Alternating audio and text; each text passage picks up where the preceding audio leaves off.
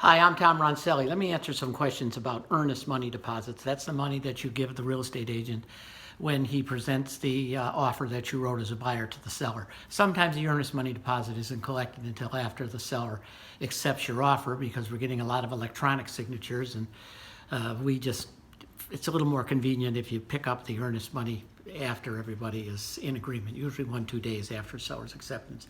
People ask us what happens to it. It goes in a state of Michigan controlled escrow account. The seller doesn't get it, the agent doesn't get it, even the real estate broker doesn't get it. It's under the control of the state of Michigan.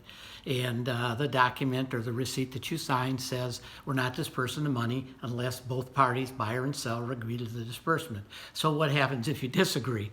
Oh, believe me, you will work it out. Nobody wants to end up in court. It takes 2 years.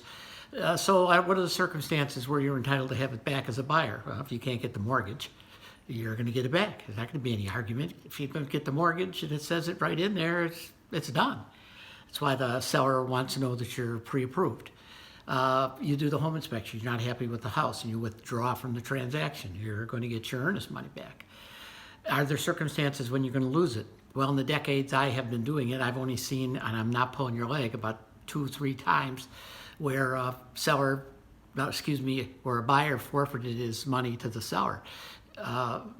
Unless you have a buyer that 2 days before the closing, with absolutely no good reason, the mortgage is approved or he's paying cash, everything is right, great home inspection, but he has a fight with his wife and they say, well, I'm not going to buy that house, and they call up the realtor and they say, we're not closing.